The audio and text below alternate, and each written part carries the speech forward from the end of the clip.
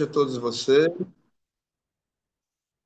Boa noite a todos vocês. Falar da nossa satisfação de estarmos juntos aqui nesta noite para fazermos a meditação da palavra de Deus, né? O alimento espiritual, o pão espiritual para o fortalecimento da nossa fé, nossa confiança em Deus. Constantemente a gente assiste aqui também às segundas-feiras, né? Alguém trazendo mensagens estas para preencher o vazio do nosso coração, para nos ajudar a chegarmos para mais perto de Deus. Nossa gratidão a vocês que nos assistem neste momento aqui e a nossa gratidão também a Deus por mais esta oportunidade que Ele nos concede de estarmos juntos no estudo da Sua palavra, né?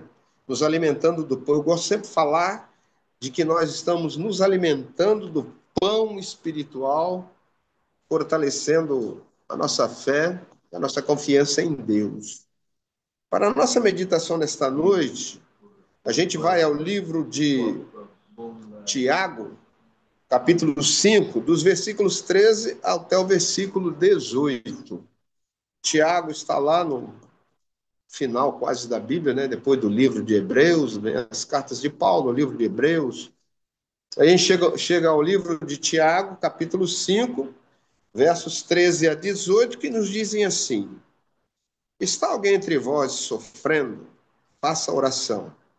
Está alguém alegre? Cante louvores. Está alguém entre vós doente? Chame os presbíteros da igreja, e estes façam oração sobre ele, ungindo-o com óleo em nome do Senhor. E a oração da fé salvará o enfermo, e o Senhor o levantará. E se houver cometido pecados, ser-lhe-ão perdoados.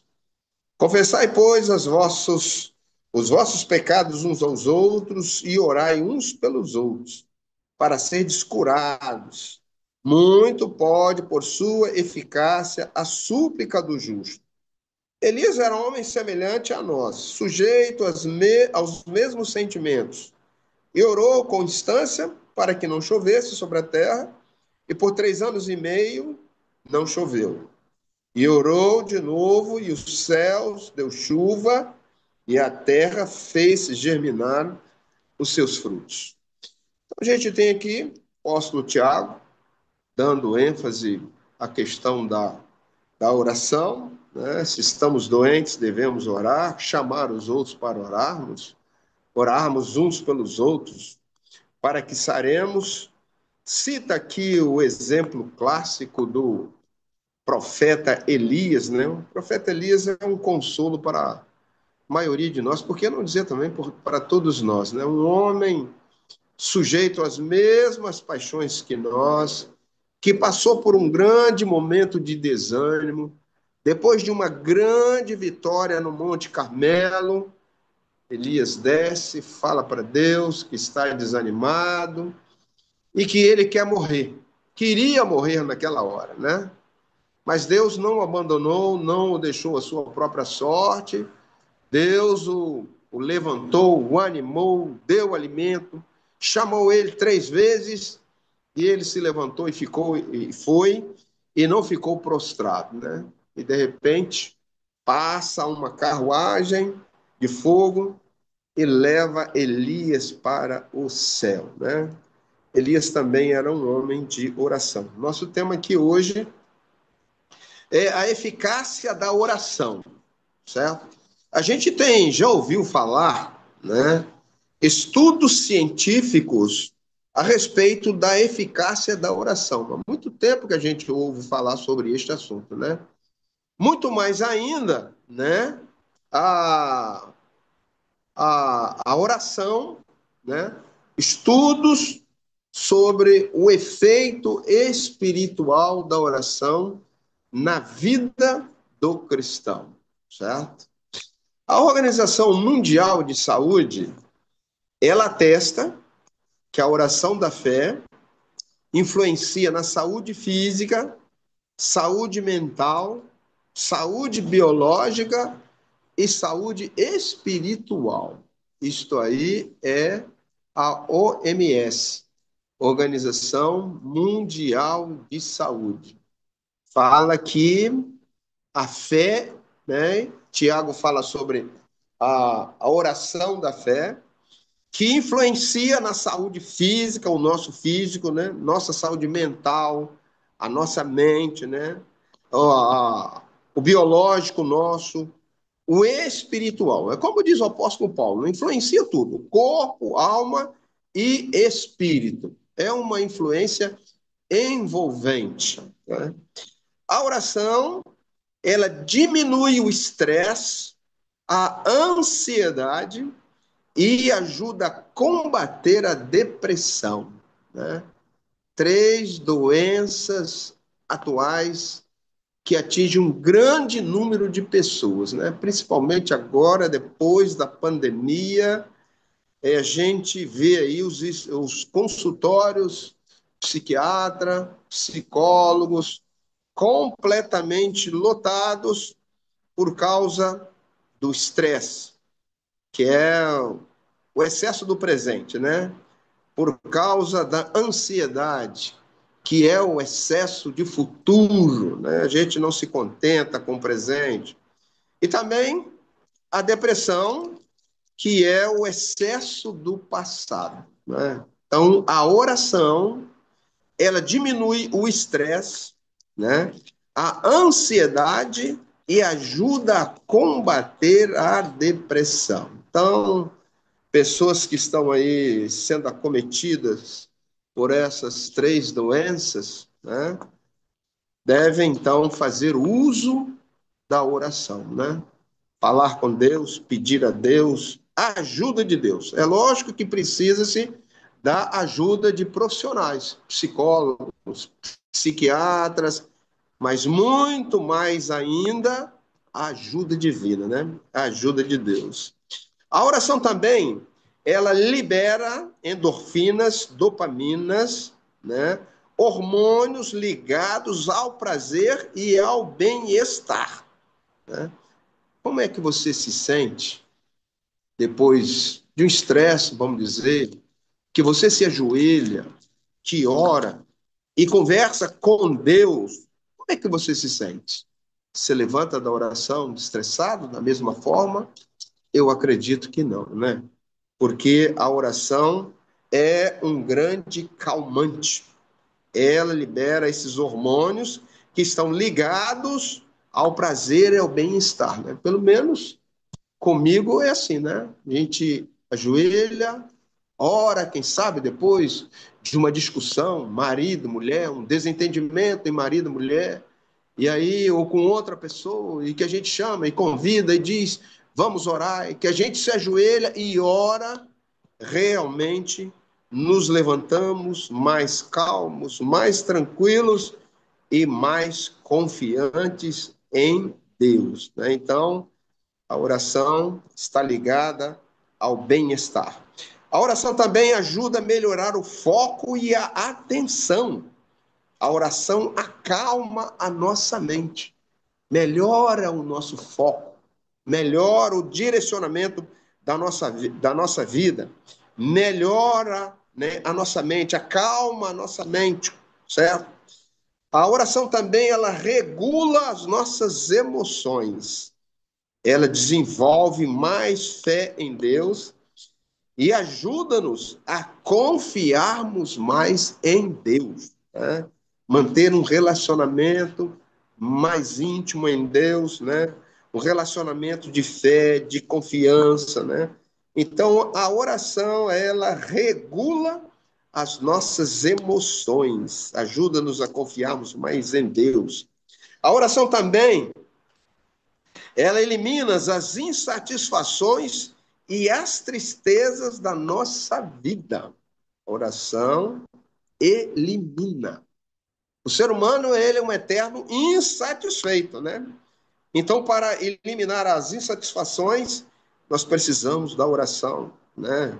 Ela evita, né, as tristezas da vida. Por quê? Porque a gente vai começar com alguém que é mais forte, mais poderoso, alguém que nos dá mais força, alguém que nos leva para cima, né? A oração ajuda-nos a olharmos mais para cima. A oração desacelera a rotina. Quando a gente faz uma pausa para orar, estamos desacelerando a nossa rotina, né? E isso faz muito bem, né? A gente vê exemplo de pessoas na Bíblia. Daniel orava 3 vezes ao dia, de manhã, meio-dia, à tarde, à noite. É sempre bom fazermos uma pausa para orar. E aí desaceleramos a nossa rotina. O hábito de orarmos diariamente, né?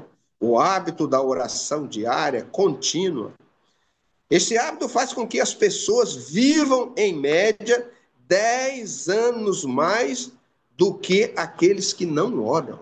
Olha só essa estatística, muito interessante, né? Aqueles que têm o hábito de orarem diariamente, né? Eles vivem, em média, 10 anos mais do que aqueles que não oram. Muito interessante, muito propício essa estatística, né? Muito valorosa, muito vigorosa esta estatística. Isso aí anima a gente a orar mais, né? Para a gente viver mais. E por que não dizer também, quanto mais orarmos, mais perto de Deus e viver eternamente. Não somente 10 anos, mas viver eternamente com Deus, né? A oração também, ela aumenta o fluxo do sangue no cérebro e faz o nosso cérebro funcionar melhor, entendeu? A oração só diz alguém que só o fato do gesto, da oração, né, de se ajoelhar em posição de oração, isso aí faz com que o sangue circule melhor em nossa mente e aí faz o nosso cérebro funcionar melhor, né? A oração, ela fortalece também o nosso sistema imunológico. Consequentemente, adoecemos menos e vivemos mais, né? Já que a oração tem todos esses benefícios, né? A gente, então, deveria fazer mais uso desse canal que Deus colocou à nossa disposição, que é a oração, né? Por esses dados que a gente acabou de apresentar aqui, ela influencia em todas as partes da nossa vida, né? Corpo, alma, espírito, o físico, o mental, o psicológico, né? A oração tem uma influência maravilhosa sobre a nossa vida. A oração, ela é tão importante para a nossa vida espiritual que a sua essência é descrita e captada de modo mais eficaz por meio de figuras de linguagem. E usando a metáfora do oxigênio, a senhora Ellen White, né, a escritora Ellen White, a profetisa da Igreja Adventista do Sétimo Dia, né, ao longo dos anos, né, o povo de Deus sempre teve um profeta no meio dele. E nos últimos dias, nós temos a profetisa Ellen White. E ela escreveu assim: a oração é a respiração da alma, é o segredo do poder espiritual. Nenhum outro recurso da graça pode substituí-lo. E a saúde da alma a ser conservada, né? Está realmente de acordo com aquilo que a gente acabou de falar aí, né? É a respiração da alma. Nós não conseguimos viver sem oxigênio. Então, a oração é o oxigênio da alma. A oração coloca a pessoa em contato imediato com a fonte de vida e fortalece os nervos, os músculos da experiência religiosa. Isso está escrito lá no livro Mensagem aos Jovens, página 249. O princípio é que não podemos ter vida espiritual sem orar. Não há como termos vida espiritual e principalmente vigorosa, robusta, se a gente não orar, se não falarmos com Deus, se não mantivermos um diálogo franco com Deus, falar com Ele todos os dias e por que não dizer a todos os momentos, né? Como diz o apóstolo Paulo, orai sem cessar, certo? De modo brilhante, a senhora White faz também a analogia da amizade. A oração é o abrir do coração a Deus como um amigo, né? Eu sei que muita gente aí, somente nós adventistas, a gente já conhece essas metáforas, né? Mas é bom sempre a gente relembrar, né? A oração é o abrir do coração a Deus como um amigo, né? Os amigos, a gente conversa com os amigos, a gente gosta de expor a eles os nossos pensamentos, as nossas ideias, né? E por que não fazer isso com o maior amigo que nós temos, que é Deus? Não que isso seja necessário para que Deus saiba quem somos, mas para nos habilitar a recebê-lo. A oração, ela não faz Deus descer até nós, mas a oração nos eleva para mais perto de Deus, né? Quando estamos orando, nós estamos falando diretamente com Deus. Então, os nossos pensamentos são elevados para o céu, para cima. E assim nos achegamos para mais perto de Deus, né? A oração é uma conversa com Deus em um nível bem mais profundo. Você expõe o seu eu a Deus com todos os seus conflitos e traumas, e ele coloca ordem em seu caos interior. Tá? Abrir do coração a Deus e falar do que vai dentro do seu coração. Né? Esta é uma oração conhecida como a oração particular, como disse Jesus, né? Você entra no seu quarto, fecha a porta e teu pai que te vê em secreto, ele vai te ouvir. Né? Ninguém precisa estar ali perto de você. Esta é a oração secreta. Nós temos a oração pública, que a gente faz em público, em casa, no meio de muitas pessoas, na igreja, né? Oração pública. Mas temos também a oração particular, a oração secreta, quando você abre o seu coração ao seu amigo Jesus Cristo e fala com ele a respeito dos seus problemas. Aí você não será mais cacos, né? Deus vai juntar os pedaços e vai te tornar inteiro. Você vai deixar de ser cacos, pedaços, para se tornar um ser inteiro. Ainda de acordo com Ellen White, nós temos também a metáfora da chave, né? A oração é a chave nas mãos do cristão para abrir os depósitos do céu, onde estão armazenados os ilimitados recursos da onipotência, né? É muito bom fazermos uso desta chave, né? É a chave que abre os celeiros dos céus, aonde se encontram os ilimitados recursos da onipotência, né?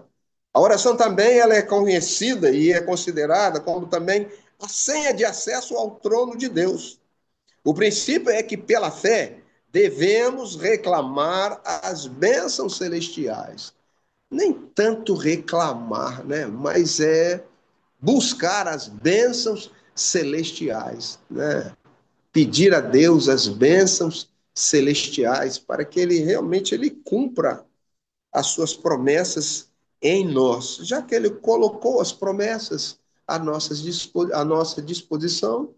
Então nós vamos confiar e vamos buscar estas promessas, né, e abrir esses celeiros através da chave e usar a senha que ele colocou à nossa disposição, que é a oração, né? Há também um outro autor que ele usa a metáfora do espelho.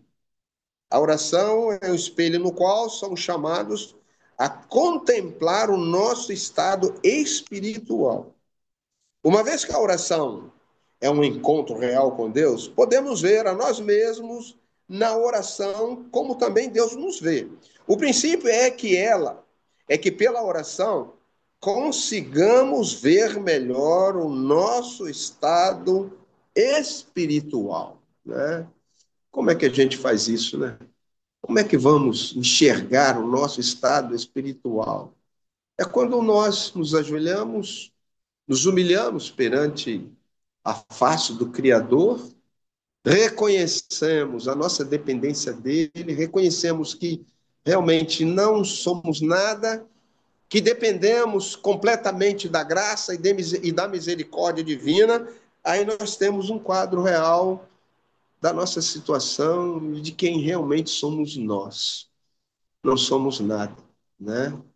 Precisamos de um Deus forte, capaz, poderoso para nos ajudar. Não temos nada que apresentar diante dele, né? Apresentar as nossas justiças. A Bíblia diz que as nossas justiças são como trapos de imundície. Apresentar o quê? Apresentar o nosso coração humilde, carente, e suplicar que ele se faça presente conosco, que ele nos ajude nessa caminhada, né? Na Bíblia, Jesus usou frequentemente a analogia da relação de pai e filho, né? A oração que ele ensinou aos discípulos começa com a oração do Pai Nosso, né? Não existe coisa melhor do que o pai terreno, né? Eu tenho um lema aqui na minha casa que eu digo para os meus filhos assim: olha, Deus é pai, mas pai não é Deus, porque os filhos, né? Eles confiam tanto nos pais terrenos e que deixam de confiar no Pai Celestial, né? O mais forte, o mais poderoso é o Pai Celestial. É nele que nós devemos confiar. Então, o meu lema aqui em casa é: Deus é Pai, mas Pai não é Deus. E Jesus ensinou isso, né, na oração do Pai Nosso. Ele sempre clamava, Abba, Pai, Abba, Pai. E essa palavra aramaica quer dizer pai, quer dizer papai, Abba, né? Os autores bíblicos ficaram tão impressionados com a intimidade entre Jesus e o Pai que preservaram a palavra Abba na língua original, em vez de tentar traduzi-la para o grego. Pai aparece na primeira frase de Jesus registrada nos evangelhos, Lucas 24, Lucas 2:49. Foi a primeira palavra na cruz, Lucas 23:34. E uma das últimas palavras proferidas também pelo Salvador, Lucas 2:46. O princípio é que devemos confiar em Deus como nosso verdadeiro Pai Celestial, né? A casa do Pai é uma maravilha, né? Estar sempre na casa do Pai é segurança, é confiança, né? O Pai terreno, os pais terrenos estão aí, dão a vida pelos filhos, eles fazem tudo pelos filhos, tiram a roupa do corpo, às vezes deixam de comer para sustentar os filhos, né? Mas o Pai Celestial, que pode tudo, que tem tudo, é Deus. É este Pai que a gente deve conversar. É este Pai que a gente deve orar. E é este Pai que a gente deve buscar constantemente. A oração é tudo isso e muito mais. É uma sucessão de sinapses entre nossos neurônios e os neurônios do Pai Celestial. Aprenda a ciência da oração e você estará sempre conectado ao coração de Deus, né? A oração é esse instrumento maravilhoso que Deus deixou para nós, que todos na Bíblia Sagrada fizeram uso desse instrumento, né? E Jesus Cristo foi o principal que fez este instrumento, né, de comunicação, usou este instrumento de comunicação com Deus, né?